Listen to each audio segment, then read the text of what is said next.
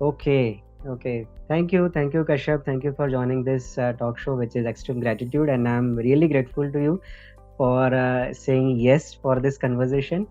And I know we have been discussing for quite some time, but today I think हम finally discuss कर पाएंगे, right? So thank you for या joining. My pleasure. या definitely definitely मैं भी बहुत खुश हूँ कि चलो आज हम कुछ ऐसी चीज पे बात करने वाले हैं कि जो Yes, सराउंडिंग में अभी चल रहा है, लेटेस्ट में जो ट्रेंडिंग चल रहा है। तो right, मैं चाहूंगा कि मैंने जो एक्सपीरियंस लिया है कुछ, तो मैं भी right. आपके साथ कुछ शेयर कर पाऊँ, तो मुझे भी खुशी होगी कि लोगों तक हमारी बात पहुंच पाए। पहुंचे, right. या So जो I just want to say to the audience, मैं audience को यही कहना चाहूँगा कि Kashyap, you are into you have done Bachelor of Engineering, you did masters also in या engineering, and या then you shifted to rapping plus photography. आप ये दोनों चीजें कर रहे हो, but mainly we'll be talking about today about the rapping, right?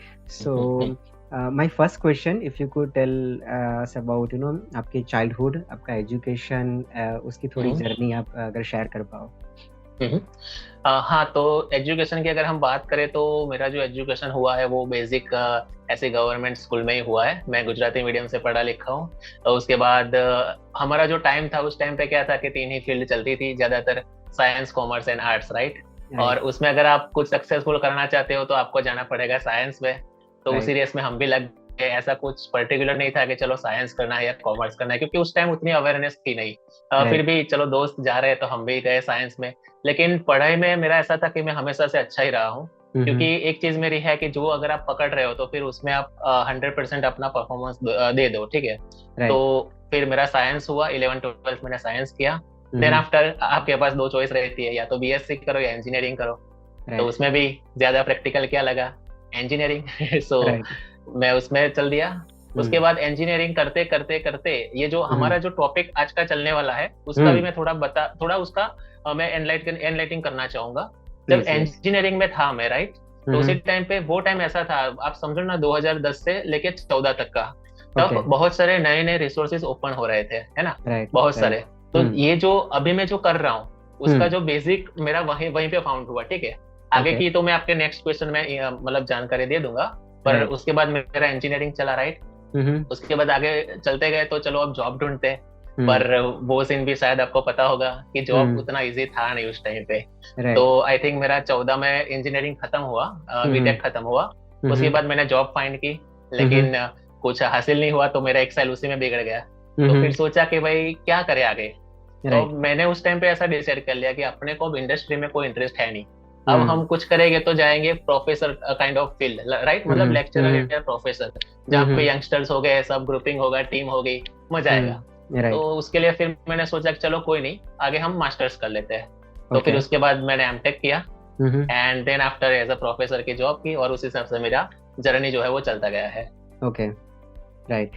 और फिर बीच में फिर उसके बाद then you shifted to photography, और आपने साथ में ये रैपिंग का भी सब सीखा किया, तो वो कैसे आपने शिफ्ट किया? हाँ, हालांकि जब मैं मास्टर्स में था, ठीक है, Mm-hmm. मेरा रैपिंग का जो था वो तो बीटेक से ही था, क्योंकि उस टाइम से मैं Okay. परफॉर्मेंस करता था। मैं इंटर Okay. कॉलेज में कई कॉम्पिटिशन्स में जाता था, वहां Okay. पे भी मैंने कई बार फर्स्ट रैंक लाया हूँ। तो Mm-hmm. उस बार क्या था कि मैं कॉन्फिडेंट नहीं था, पर मुझे Mm-hmm. ऐसा था कि चलो कुछ ऐसा करते हैं। तो Mm-hmm. उस टाइम पे मुझे दोस्तों का बहुत सपोर्ट मिला कि नहीं यार, तू कुछ अलग कर रहा है तो तू ये Mm. कर। तो उस Okay. हिसाब से मेरा बीटेक के टाइम से रैपिंग का फील्ड तो चल रहा था। Okay. Photography in terms of मेरी हॉबी थी, ठीक है, Mm-hmm. कि चलो मुझे Mm-hmm. फोटोग्राफी पसंद है, कि कोई बोलेगा, Mm-hmm. दोस्त बोलेगा कि चलो फोटो खींचना है तो इसी को दो कैमरा, ये अच्छा खींचता है। Right. तो होता है ना कि कोई हाँ आपको हाँ अगर हाँ अप्रिशिएट करता है किसी चीज में, तो आपको लगेगा कि नहीं यार, ये मैं अच्छा हाँ, कर लेता हूँ। अच्छा तो कर, फोटोग्राफी राइट. मेरी उस तरीके से मेरी इन्वॉल्व हुई।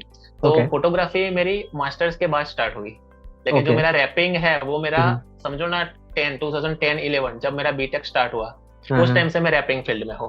और ओके. फिर आगे जाके ऐसा कहते हैं ना कि जब आप कंफ्यूज हो कुछ चीज करने के लिए, तो हर हाँ, एक चीज ट्राई करो, हर एक चीज बराबर. ट्राई करो। एक टाइम राइट. ऐसा आएगा कि आपको राइट. लगेगा कि भाई आपको क्या करना है। करेक्ट. सो अभी राइट. टेक्निकली तो दोनों चल रहा है, तो ऐसा समझ रहा हूँ कि भाई मुझे इंटरेस्ट दोनों में है, ठीक है। पर बराबर. अभी मैं ऐसा ट्राई कर रहा हूँ कि रैपिंग में थोड़ा कुछ कर पाऊँ। तो हाँ. इस वजह से मेरा ज्यादातर टाइमिंग अब मेरे ये स्टूडियो में ही जाता है, और ओके. उसी में अभी मैं बिजी रहता हूँ। हाँ। Okay okay. अच्छा ठीक है, हम रैपिंग की बात करते हैं, तो उसमें आप थोड़ा उसका हिस्ट्री अगर बता पाए कि ये हाँ जी। आर्ट कहाँ की है, and then you know like how did you learn this, इसके बारे में कुछ अगर आप बता पाए। यस। हाँ, तो ये जो रैपिंग का एग्जैक्टली जो कोर जहां से मतलब फाउंडेशन है वो हर एक के टर्म्स में अलग अलग है। जहां तक मैंने रिसर्च किया है वहां तक हम ऐसा बोल सकते हैं कि जो अफ्रीकन पीपल थे, ठीक है, तो कुछ स्टार्टअप उन्होंने किया, ऐसा हम बोल सकते हैं। फिर वो लोग यूएस में शिफ्ट हुए, तो उस टाइम में ब्लैक एंड व्हाइट का जो भी क्राइसिस चल रहा था उस टाइम पे, ठीक है, तो उसमें भी उन लोगों ने जो मतलब विरोध करना स्टार्ट किया, तो वो इन टर्म्स ऑफ म्यूजिक किया। तो उसमें भी वो लोग रैप लाए, तो उसमें वो लोग फ्री स्टाइल करते थे, ऐसे अलग अलग जेनर करते थे। तो वहां से बोल सकते हैं ऐसा कि वहां से थोड़ा स्टार्ट हो चुका था रैपिंग। रैपिंग जो है वो किसी कल्चर को रिलेट नहीं करता। अभी भी मैं बता रहा हूँ, हमारे गुजराती में भी कई ऐसे पुराने टाइप के कुछ क्या बोलते हैं कि भजन है जिसमें रैप फील होता है। अच्छा। Rap is technically nothing but it's a rhythm and poetry, मतलब जो भी आपकी पोएट्री लिखी होती है उसको आप रिदम में फ्लो कराते हो, राइट। जो भी आपकी पोएट्री है उसको रिदम में फ्लो, अगर कोई भजन है उसको मैं ऐसे तबला के बीट पे अगर छेड़ दूंगा, ठीक है, तो वो रैप बन गया। हाँ, तो रैप का जो मेन बेसिक इन टर्म्स जो मतलब मीनिंग है वो ये है कि आप अपनी भावनाओं को कैसे शेयर कर सकते हो। ये इसका एक मेन एजेंडा है। अगर आप अभी कुछ काम कर रहे हो, आपको अगर कोई मैसेज मेरे साथ कन्वे करना है, तो आप या तो बात करोगे मुझसे, हम क्या करते हैं, हम रैप करते हैं। मतलब जो भी हमारे आसपास चल रहा है, जो भी हम मैसेज कन्वे करना चाहते हैं, फॉर एग्जांपल अभी चलो कंट्री में कोई लड़ाई चल रही है, ठीक है, इंटर नेशंस की कोई लड़ाई चल रही है, तो एक टॉपिक हुआ।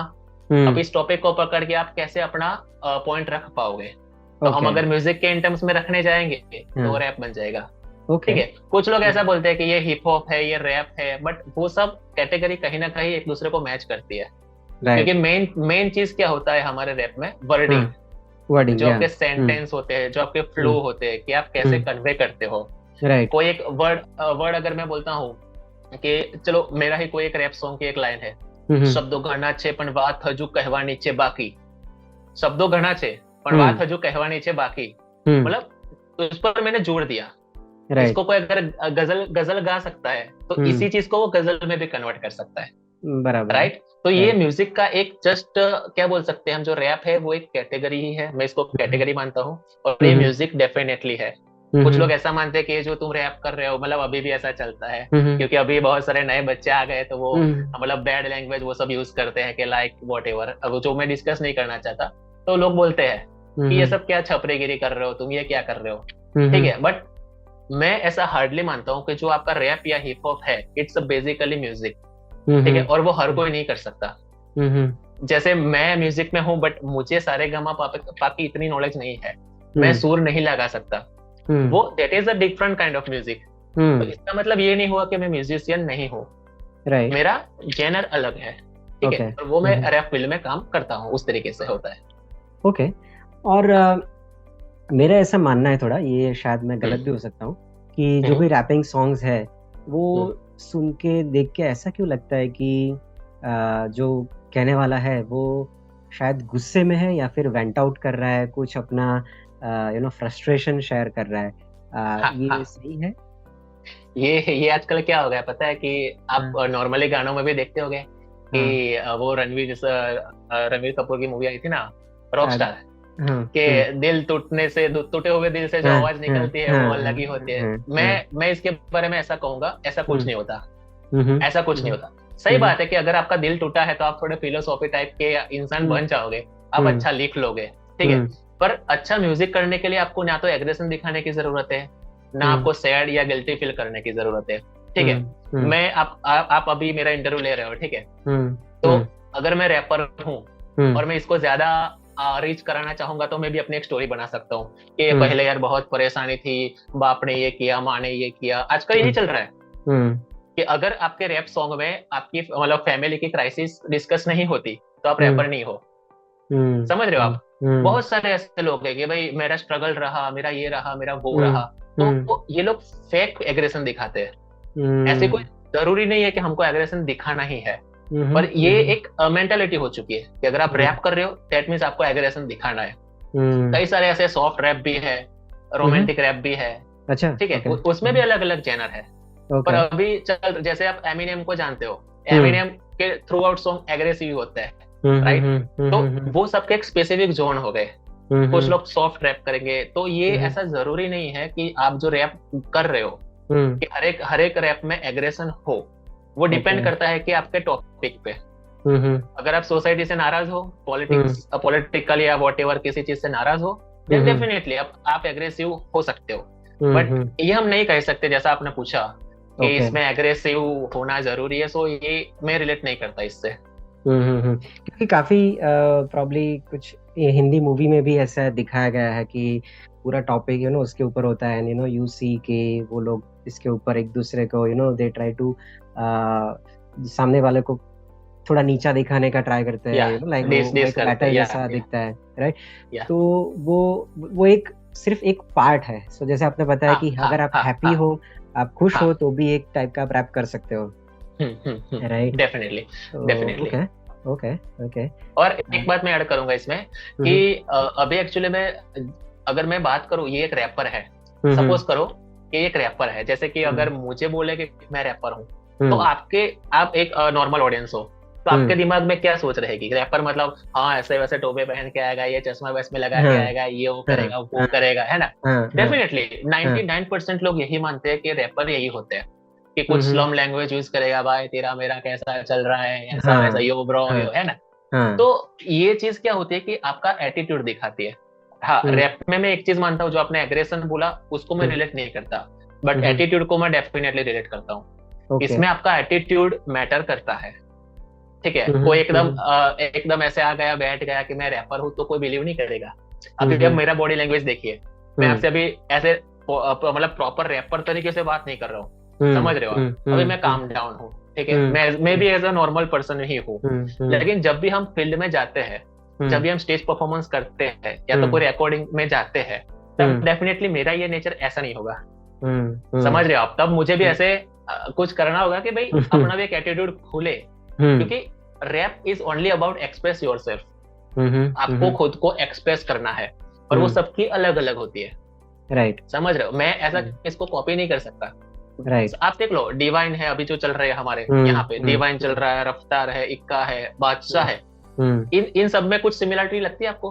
कुछ नहीं होगा, सब में अलग अलग है। तो it's only about individual attitudes.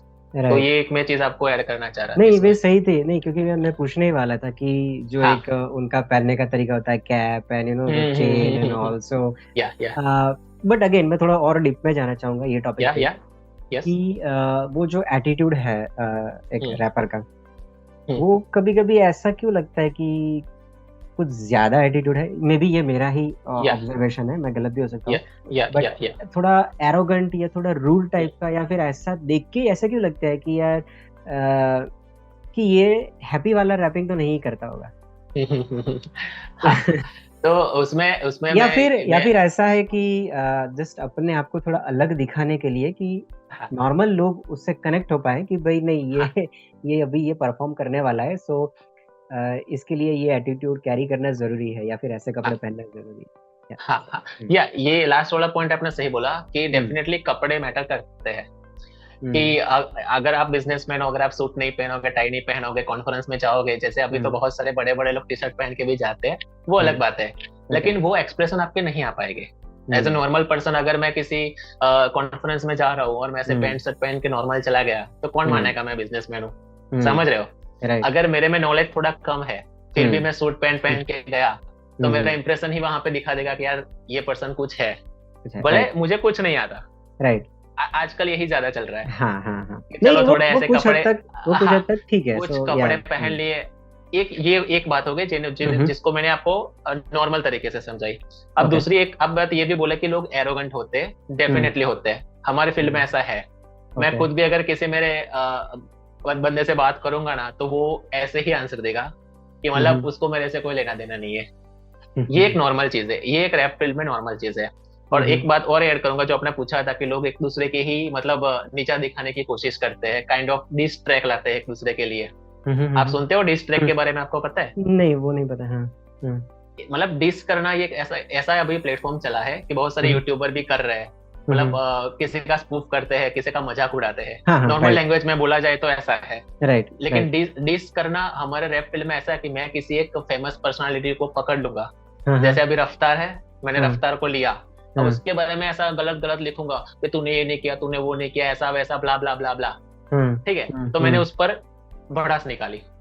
अब इससे होता क्या है कि अगर आप किसी भी फेमस बंदे को डिस करोगे या उसको बदनाम करोगे तो आपका भी तो नाम हो जाएगा ना। तो बीच में ये सब भी चला था, एक दूसरे को नीचा दिखाओ और खुद का नाम ऊपर लेके आओ। तो हमारे फील्ड में ये डेफिनेटली है कि बहुत सारे लोग ऐसा करते हैं, एक दूसरे को डिस करते हैं, नीचा दिखाते हैं। बट एरोगेंट इट्स, मैं आपकी इस बात से सहमत हूँ। बहुत सारे लोग ऐसा मानते हैं कि अगर आप इस चीज में हो तो आपको एरोगेंट रहना चाहिए, बैड एस रहना चाहिए, कि भाई ऐसा दिखना चाहिए अपने को, अपने सबसे अलग है, तभी आप में वो एनर्जी आती है। कुछ लोग 24/7 ऐसी ही एनर्जी में रहते हैं, सोकर उठेंगे तो भी यो ब्रो यो यो ब्रो यो ब्रो, समझ रहे हो आप? कि वो एक माहौल एडॉप्ट कर लेते हैं। Right. But it is not needed, right? It is not needed. Definitely not. So, yeah. Okay. सही है। Yes. Okay, तो अभी मैं इसके थोड़े लिखने पे आता हूँ, जो आप जब लिखते हो।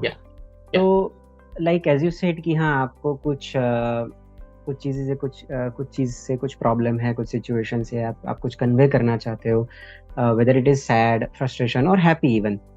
तो वो लिखने का तरीका फिर क्या होता है? जैसे आपको, जैसे नॉर्मल जो पोएट होता है वो जैसे कविता लिखते हैं, राइट, ऐसे ही आप लिखते हो, या फिर how do you start thinking in terms of that tune also, और कि वो वर्डिंग्स कैसे होता है, या वो थॉट प्रोसेस? अब लिखने का एक बेसिक मैं आपको कॉन्सेप्ट बताऊं तो ऐसा है, कुछ लोग क्या करते हैं कि पहले म्यूजिक बना देते हैं, बीट बना देते हैं, मतलब फ्लो बना देते हैं।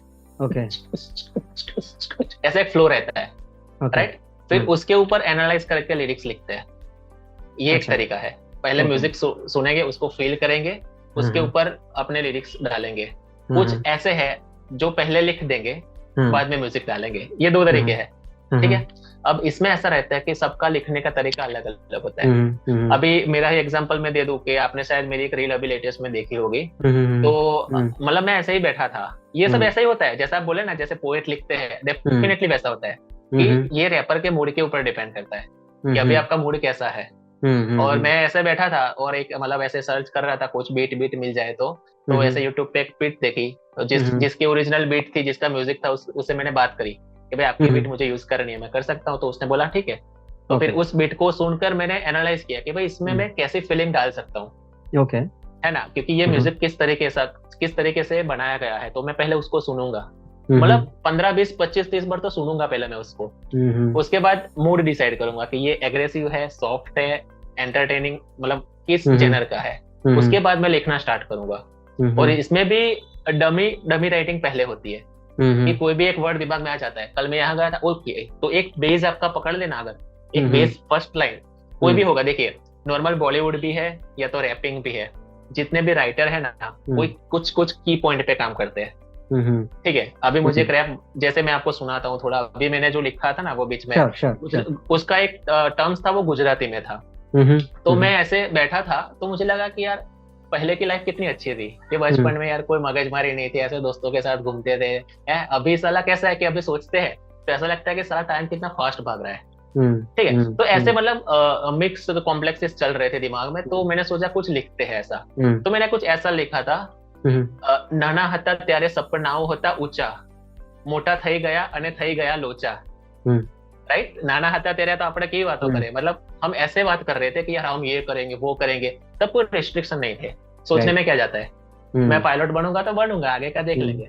बट अभी रिस्ट्रिक्शन है। अभी मैं सोचूं कि नहीं मुझे ये करना है, वो करना है, तो रिस्ट्रिक्शन है, मैं इजीली नहीं कर सकता। तो नाना હતા ત્યારે સપનાઓ હતા ઊંચા, મોટા થઈ ગયા અને થઈ ગયા લોચા, હવે હું શું કરું કઈ ખબર નહીં પડે, काम करवा लाग्या અને दोस्तों થઈ ગયા ઓછા। मतलब जब से हम लोग काम करने लगे, वो तो आपको भी पता होगा, जब स्कूल में थे सब नवरे होते थे, चलो शाम को खेलने जाते, जैसे सबका कैरियर स्टार्ट हुआ, दोस्त कम हो ही गए, मतलब जेरे काम કર્યું ચાલુ, दोस्तों થઈ ગયા ઓછા। तो मतलब ऐसे लिखाई होती है कि आप ऑडियंस को कनेक्ट कर पाते हो कि नहीं। दूसरी बात ये है कि आप जो लिखते हो वो आपके लिए डेफिनेटली है, बट इसमें ये मैटर करता है कि ऑडियंस भी इसको एक्सेप्ट करेगी कि नहीं, है ना।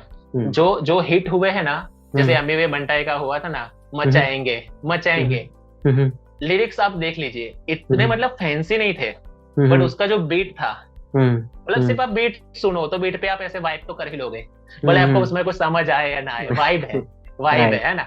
तो ये सब छोटे छोटे फैक्टर मैटर करते हैं। बट मैं ऐसा मानता हूँ कि यार कोई भी रैप सॉन्ग है या कोई भी रैपर है ना, तो वो अपने शब्दों से ही आगे जाता है, अपने वर्ड्स और अपना music, but words is most important. या राइट। ओके। और मोस्टली अपने लाइक इंडिया में कौन से जगह पे like this rapping is accepted mostly, like आपको कैसा लगता है कि अभी माहौल क्या है? माहौल बड़ा टाइट है। माहौल देखिए, माहौल ऐसा है ना आज की तारीख में, मैंने आपको बताया ना कि हम मतलब मैं जब कॉलेज में था 10 से 14, उस टाइम पे सब नया नया आ रहा था, मार्केट में आ रहा था, और हम उस टाइम पे थे ना, तो हमारे पास कैरियर भी था चूज करने के लिए और शौक भी था। और आप आज का टाइम देख लो, आज बच्चे 8वीं 9वीं से भी रैपिंग कर रहे हैं, शुरू से कर रहे हैं, तो उसके पास, उन लोगों के पास बड़ा विजन है। जैसा आपने कहा रैप का सीन क्या है, हमारे पास हम ऐसा है कि रैप का सीन क्या है, तो रैप का सीन ऐसा है कि ज्यादातर मेट्रो सिटी में ज्यादा चलता है। जैसे अभी आप देख लो तो मुंबई एंड दिल्ली, ठीक है, उसमें बहुत मेजरली एक्टिव लोग, बहुत सारे लोग हैं, आप गिन नहीं सकते कितने लोग हैं, पर हम इतने को ही देख पाते हैं जो आते हैं। अगर आप रैंडमली यूट्यूब पे सर्च करोगे रैपिंग ऐसा वैसा, तो इतने सारे रैपर दिखेंगे कि आपको लगेगा कि यार इतने और अच्छे लोग हैं, उनके लिरिक्स, उनके म्यूजिक डेफिनेटली मतलब आउट ऑफ द बॉक्स, है ना। बट मेन चीज इज मतलब उन लोगों के पास क्या है कि प्लेटफॉर्म नहीं है, ठीक है, पहली बात। हमारे अगर बड़ौदा की बात करें तो बड़ौदा में भी ऐसे है, बहुत सारे छोटे छोटे ग्रुप्स है, बहुत सारे छोटे छोटे ग्रुप्स है, बट एज अ मतलब फ्रेंकली अगर मैं बताऊं तो चीज क्या होती है, सबके माइंड सेट मैच नहीं कर पाते, है ना। या तो कोई ऐसा होगा कि चलो भाई, हाँ, एक चीज आपने पूछी थी एरोगेंस वाला, जब पूछा था उसमें मैं एक चीज और ऐड करना चाहूंगा। हमारे रैप सीन में ऐसा भी माना जाता है कि नशे की बात होती है, कि आप बीड़ पियोगे, गांजा पियोगे, ड्रग्स लोगे ना, तो वो वाली वाइब, मतलब जो आउटर कंट्रीज के लोग नहीं दिखाते, जैसे शराब के साथ वाइब पिया, ये हुक्का पिया, तो ये भी एक मतलब मेंटालिटी होती है रैपर को लेके, ये रैपर है ना तो नशेड़ी होगा। तो कुछ लोग नशेड़ी है तो ऐसा मानते हैं कि मैं अब रैपर बन सकता हूँ। समझ रहे हो? तो ऐसे बहुत क्राइसिस है हमारे सिटी में, बड़ौदा में भी ऐसे बहुत सारे हैं। तो ग्रुप छोटे छोटे है, but problem is that vision सबका एक नहीं है, समझ रहे हो। मैं आपको बताऊं, मतलब सीन की बात चल रही है, तो जब 2017 या 18 था, तब गली बॉय शायद आई थी, गली बॉय मूवी आई थी रणवीर सिंह, राइट। तो उस टाइम पे रेडियो मिर्ची, शायद रेडियो सिटी, उसने कुछ एक इवेंट रखा था, रेडियो सिटी, मतलब रेडियो सिटी साइफर ऐसा कुछ। तो उस टाइम पे मैंने भी पार्ट लिया था, राइट। उस टाइम को मुझे पता चला कि इस बड़ौदा सिटी में भी इतने सारे रैपर है, क्योंकि वो फर्स्ट टाइम गेट टुगेदर जैसा था कि भाई बहुत अलग अलग जगह से रैपर लोग आए थे, कंपटीशन में पार्टिसिपेट किया। तो अब अपने तो नए नए थे, तो जैसा आपने बताया सब एरोगेंट, डेफिनेटली एरोगेंट थे वहां पे लोग, हाँ भाई इसका ऐसा, इसका वैसा, ठीक है। तो वो सब मुझे वहां पे पता चला, बाकी तब से पहले मैंने सुना था कैसा होता है। तो लोग ऐसे मिले, मतलब गेट टुगेदर हुआ, टीम बनी, ऐसा हुआ, सबने ऐसे ग्रुप्स भी बनाए कि ऐसा करेंगे वैसा करेंगे, और तब की बात है, आज की बात है, मतलब उसमें से पर्टिकुलर कोई ऐसा नहीं है कि सीन को आगे लेके गया है, समझ रहे हो। क्योंकि हमारी जो फील्ड है रैप, वो स्पेसिफिक है, उसको सुनने वाले बहुत सारे नहीं है। बॉलीवुड सॉन्ग को तो क्या है कि भाई हर लोग सुन सकते हैं, राइट, है ना। तो रैप का सीन में ऐसा है कि मेट्रो सिटी में डेफिनेटली बहुत अच्छा चल रहा है, जैसे मैंने बताया मुंबई, दिल्ली, पंजाब में भी, क्योंकि ज्यादातर पंजाबी, तो अभी आप मैं क्या बताऊं, पंजाबी तो आपको हर एक म्यूजिक फील्ड में मिल जाएगी। करेक्ट। और मैं तो यही बोलूंगा कि पूरा बॉलीवुड ले लो या कोई भी ले लो, ये पंजाबी लोग ही चला रहे हैं अच्छे से, क्योंकि उनकी लैंग्वेज ना वो मैटर करती है। अभी वो एक अच्छा लड़का है, सूप नाम है उसका, सूप, आप सर्च करना यूट्यूब पे, तो उसका जो म्यूजिक का ट्रेंड है आप देखना, तो आपको पता चलेगा। तो मतलब बहुत सारे लोग हैं, पर अभी अपने यहाँ पे इतना नहीं है, राइट। अहमदाबाद में डेफिनेटली है, पर अपने यहाँ अभी इतना कुछ नहीं है, ये मैं इतना तो बोल सकता हूँ जहां तक मैंने देखा है। और दूसरी चीज की, जैसे कोई सी नॉर्मल केस में जब जो सॉन्ग्स बनते हैं नॉर्मल सॉन्ग्स ही ना, लाइक बॉलीवुड और वॉट एवर, हाँ तो हाँ वो उसके ऊपर ठीक है, जिसने बनाया है या फिर जिसने गाया है तो वो मोनिटाइज कर सकते हैं, इसके ऊपर पैसे मिलते हैं, राइट, जब आप सॉन्ग बेचते हो तो। इस हम्म, केस में जो भी ये रैपिंग करता है उसको कैसे पैसे कैसे मिलते हैं? अभी ऑलमोस्ट सेम है, समझिए आप, हम्म ऑलमोस्ट सेम है। जैसा आपका बॉलीवुड का सीन है वैसा हमारा सेम है। हम्म पहले क्या होता है, हमारे में ना दो हम्म चीज अलग अलग है, जैसे मैंने बताया। एक हम्म आपके लिरिक्स, हम्म मतलब जो आप वर्ड्स लिखते हैं वो। दूसरा हम्म आपकी बीट, बीट माने म्यूजिक। हम्म ठीक है, तो सबसे हम्म पहले डिपेंड करता है हमारा म्यूजिक। ओके। वो अगर वाइब वाइब वाला होगा, हाँ मतलब हाँ कुछ देखिए, अगर बॉलीवुड में भी कुछ बातें करें तो ऐसी होती है ना कि मेरा सॉन्ग कॉमर्शियलाइज्ड है। हाँ हाँ हाँ कमर्शियलाइज मतलब कि अब मैं इसको सेल कर सकता हूँ किसी मूवी में। राइट राइट सेम ऐसा हमारा भी है। हमारा ओके ज्यादातर जो भी इनकम होती है वो हाँ यूट्यूब से होती है। ओके यूट्यूब से डेफिनेटली जितने भी रैपर आए हैं, ले लो ना आप हनी सिंह को ले लो ना। Honey hmm Singh is a independent label. हम्म हाँ, अगर आगे बात करूंगा तो मैं इसके बारे में बताऊंगा कि उनका हम्म कैसा सीन था, कि वो कैसे इतना कमाए। हम्म तो जनरली जो इनकम होती है यूट्यूब से ही होती है। हम्म दूसरा क्या होता है कि भाई चलो छोटे मोटे इवेंट कर लो, किसी हम्म मॉल में कोई इवेंट चल रहा है, इसमें कोई इवेंट चल रहा है तो इवेंट हम्म कर लो। हम्म और दूसरा जो रहता है, जो अपना अपना जो भी मतलब ऑडियो प्लेटफॉर्म है, Jio hmm tune, Jio hmm Saavn, whatever, जितने भी मतलब हम्म वॉट एवर, हम्म उसके ऊपर से हो सकता है। उसके हम्म, अलावा ऐसा कोई मेजर है ही नहीं कि जिससे आप इनकम कर पाओ। अच्छा। या तो अगर आपका कोई अच्छा सॉन्ग बना है, ठीक है, हम्म अच्छा सॉन्ग बना है, आप किसी स्पॉन्सर के पास जाओ। जैसे हम्म कोई बिल्डर है, कोई एडवर्टाइजमेंट एजेंसी है, कि भाई हम्म मैंने इतना अच्छा सॉन्ग बनाया है, हम्म आप हमको स्पॉन्सर करो, हम इसको हम्म मार्केट करेंगे, इससे हम्म मेरा भी काम होगा और आपका नाम होगा। समझ राइट रहे हो? राइट तो राइट स्पॉन्सरशिप से चलते हैं, ओके स्पॉन्सरशिप्स। दूसरा ओके एडवर्टाइजमेंट से चलते हैं। तो ये हम्म सेम है जैसा बॉलीवुड में है। राइट बट बॉलीवुड में, हम्म बॉलीवुड की एक अच्छी बात यह है कि बॉलीवुड के सॉन्ग बॉलीवुड में ज्यादातर यूज होते हैं। हम्म हमारे रैप सॉन्ग का ऐसा है कि हर एक मूवी में रैप सॉन्ग हो ये जरूरी नहीं है। जरूरी नहीं है, राइट हाँ, तो बस राइट ये एक माइनस पॉइंट है, बाकी सब सेम है। हम ओके परफॉर्मेंस भी देते हैं, स्टेज पे भी जाते हैं, तो उससे भी सब मतलब लोगों की इनकम हो जाती है। रह जाते हैं, राइट राइट। या नहीं, सही है सही है।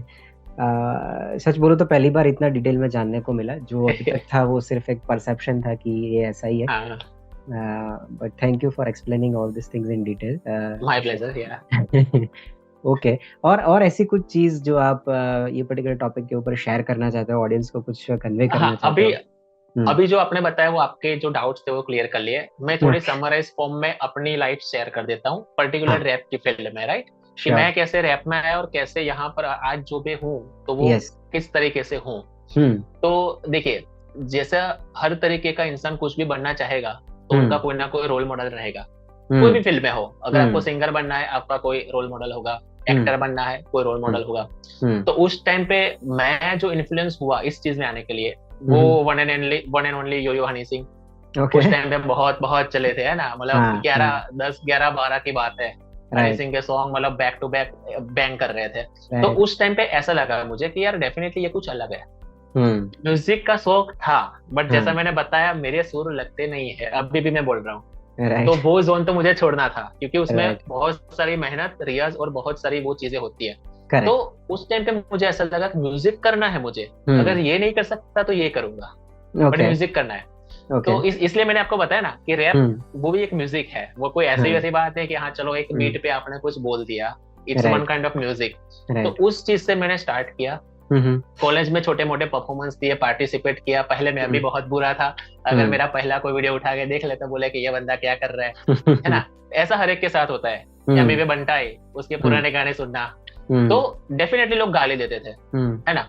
तो होता था उस टाइम पे, बट हम्म स्टिल अपना शौक था। हम्म और उस तरीके से मैं करता गया करता गया। जैसा हम्म बताया, मैंने इंटर कॉलेजेस हम्म पार्टिसिपेट किया, तो वहां पे मुझे हम्म विक्ट्री मिली। तो लगा हम्म कि यार कर सकते हैं। अगर मैं हम्म वहां पे फेल होता तो शायद हम्म रख देता। पर हम्म उस हिसाब से मेरा चलता गया चलता गया चलता गया। फिर जैसा हम्म बताया एमटेक आया, हम्म उसमें भी थोड़ा बैक स्टेज चलता था। और हम्म अब जब जॉब लगी, हम्म तो जॉब के टाइम पे मैंने सोचा कि अब क्या करना है। चलो जॉब तो हम्म लग गई, हम्म अब क्या करना है, तो सोचा साइड में म्यूजिक करेंगे। हम्म तो जॉब के पैसे आ रहे थे, म्यूजिक में इन्वेस्ट हो रहे थे। हम्म समझ हम्म रहे हो, मतलब म्यूजिक एक मैंने शौक की तरीके से ही चालू किया था। इसको मैंने कभी कमर्शलाइज नहीं किया कि भाई चलो मुझे रैपर बनना है, मैं पैसा कमाऊंगा, ऐसा है वैसा है। क्योंकि अगर ऐसा होता ना तो आज मैं और आगे होता। समझ राइट रहे हो आप। राइट। अगर मेरा वही विजन होता कि मुझे भी सबके लिए सबके तरह दिखना है, यूट्यूब पे दिखना है, ये दिखना है, वो दिखना है, बट हर किसी के पास वो चांस नहीं होता। राइट। आपके पास भी फैमिली होती है, आपको भी कुछ मतलब जैसे सबका सीन होता है कि Right. भाई मेरे पास भी ऐसी जिम्मेदारी थी वॉट एवर। तो क्योंकि उस टाइम पे मेरी शादी हो गई थी, तो उस टाइम पे डेफिनेटली पूरा वो सीन में नहीं जा सकते थे। तो एक साइड पे जॉब चल रही थी, एक साइड पे मैं काम कर रहा था।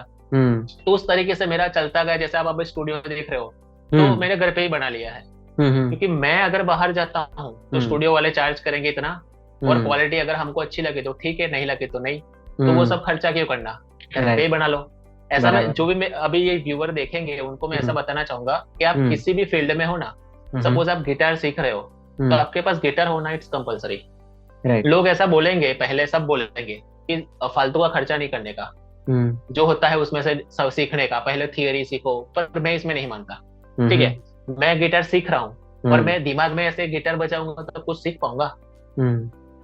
तो उसी इंटरेस्ट की वजह से जो मैं सीख रहा था, तो मैंने सोचा चलो घर पे ही ला देते हैं, और उससे मुझे बेनिफिट डेफिनेटली है। ठीक है, तो अभी इतने सालों से मैं कर रहा हूँ, पर मैं ऐसा मानूंगा कि जहां तक मैंने सोचा था शायद मैं वहां तक अभी नहीं हूँ, क्योंकि लाइफ बैलेंस करनी है ना। पर जहां तक मेरे प्लानिंग्स है, तो मैं ऐसा सोच रहा हूँ कि आज जो हूँ ना, उससे कई बेहतर अगले 2-3 साल में मैं हो जाऊंगा। बराबर है। तो इस तरीके से मेरा जो अभी चला है, मतलब कुछ लोग बोलेंगे कि भाई आपका यूट्यूब चैनल है कि नहीं, तो मैं बोलूंगा है, पर वो दिखने लायक नहीं है, क्योंकि मैंने उस पर काम ही नहीं किया है।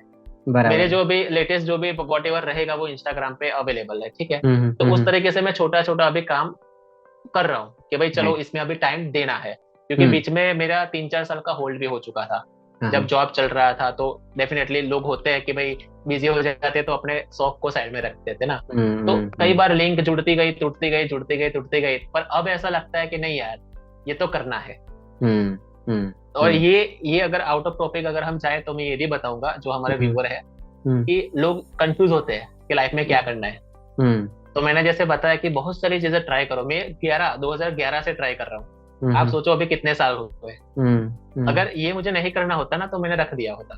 पर अब मैं श्योर हूँ कि नहीं यार, इतने सालों के बाद भी मुझे इसके लिए कुछ करना है, तो डेफिनेटली आपका पैशन है, और इसमें मुझे बोर नहीं होता, कुछ नहीं होता। आप अभी बात कर रहे हो, तो मैं सपोज आपके एक्सपेक्टेशन से ज्यादा भी कुछ बोल रहा हूँ, क्योंकि ये मेरे इंटरेस्ट की चीज है ना। तो उस तरीके से है, और ऐसे तो मेरी प्लानिंग है ही कि मैं आगे जाके इसमें और कुछ कर पाऊं। और मैं तो ये भी सोचता हूँ कि भाई चलो अपने बड़ौदा सिटी में है, इतना अच्छा सिटी है, तो जो लोग अगर देखेंगे, और जो लोग रैपिंग में कुछ करना चाहते हैं, मतलब ग्रुपिंग करना चाहते हैं, कोई भी चीज में अगर यूनिटी नहीं होगी ना, तो वो चलेगा ही नहीं। अकेले आप कितना चलोगे? जैसा मैंने जिनको रोल मॉडल माना था, हनी सिंह, तो वो इंडिपेंडेंट नहीं थे, उनके पास भी बहुत सारे लोग थे। फिर आगे जाके चलो अलग हो गए, वो बात अलग है, बट यूनिटी इज मस्ट। तो उस तरीके से थोड़ी मेरी लाइफ जर्नी रही है। बट अभी ऐसा है कि मैं इसमें 100% देना स्टार्ट कर दिया है। तो शायद आपको 2 साल में मेरा और एक बार पॉडकास्ट करने का मतलब ये तो खुद की तारीफ हो गई, बट डेफिनेटली मैं ऐसा बोल सकता हूँ कि मैं अगर ऐसी मेहनत करता हूँ, तो कोई भी, मैं ऐसा नहीं बोल रहा हूँ, मैं अगर मेरी बात कर रहा हूँ तो कोई भी कर सकता है। ठीक है, अगर किसी को गाइडेंस चाहिए, कोई नए लड़के हैं जिनको कंफ्यूजन है, तो वो भी मेरा कांटेक्ट कर सकते हैं, तो मैं गाइड कर सकता हूँ, क्योंकि मैंने इतना एक्सपीरियंस ले लिया है कि मैं किसी को गाइड कर पाऊँ, particular in the rap field. So हाँ, इस तरह से मेरा थोड़ा लाइफ स्टोरी रहा है। Sure. Yes, मैं just I mean my last question, और not a question actually, it's a request कि जैसे मैंने अभी बताया कि रैपिंग में मोस्टली मैंने सुना है कि इट्स अबाउट फ्रस्ट्रेटिंग टाइप का या फिर थोड़ा नेगेटिव टाइप का वर्डिंग्स होता है। अगर आपने कोई पॉजिटिव ऐसे कोई मोटिवेटिंग पे कुछ बनाया हो और अभी कुछ आप सुना सके, तो हाँ, डेफिनेटली। तो मैं आपको एक जो मेरा ऑल टाइम फेवरेट है, क्योंकि मैंने जो ये लिखा था ना, तो खुद मैं डिप्रेशन में था, इसीलिए लिखा था, ऐसा मैं बोल सकता हूँ। क्योंकि जब आप रुक जाते हो, तो आपको आगे बढ़ाने वाला कौन होता है, पता है? कौन होता है? आप बताइए मुझे, कौन होता है? पहले तो आप खुद ही अपने आप को डेफिनेटली मैं अगर कितना भी संदीप महेश्वरी का प्रोग्राम देख लूं, बट मैं खुद नहीं चाहता कि मैं ये ना करूं, तो कोई मुझे आगे नहीं बढ़ा सकता। तो उसी कॉन्सेप्ट में मैंने सोचा था कि मैं कुछ ऐसा लिखूं, और जैसा कि आपने जितने भी मेरे कुछ सुने होंगे इंस्टाग्राम पे, तो मेरे ऑलवेज मोटिवेशन ऐसे वैसे ही हो गए कि भाई लोग कनेक्ट कर पाए। तो उसमें वन ऑफ द मेरा बेस्ट जो मुझे लगता है, तो वो मैं ट्राई करता हूँ, वो गुजराती में है, ठीक है, तो मैं ट्राई करता हूँ आपको कनेक्ट करने के उसके लिए। Yes yes.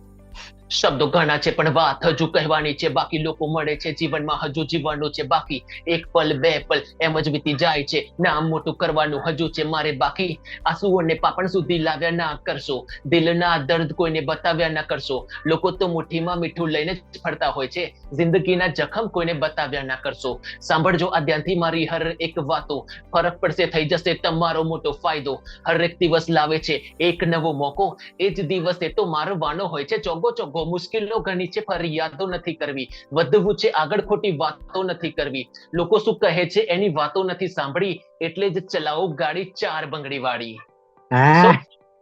मतलब अभी देखा थोड़ा थोड़ा एटीट्यूड मेरा बन रहा था, क्योंकि अभी ये रात का टाइम चल रहा है हमारा पॉडकास्ट का, आप भी थोड़े लाइट मूड में हो, मैं भी डिनर करके बैठा हूँ, बट जैसे रैप की बात आती है ना तो वो अंदर से आने लगता है। अभी आप अगर 1-2 घंटा मेरे पास निकल लो ना तो मैं ऐसे समझ रहे हो ना तो ये बात होती है कि जो हमको रैप कनेक्ट करना सिखाता है, तो ये यही मेरा रैप था कि भाई आपको अगर कुछ करना है ना तो आपको आगे लेके अगर कोई जा सकता है तो डेफिनेटली आप खुद हो, आप सुनो सबकी पर करो अपनी, ये तो एक सब जानते हैं ना, सबकी सुनो सबकी सुनो, बट आप अपनी कैपेसिटी जानते हो, राइट, तो आपके नाव आप ही के हाथ में है।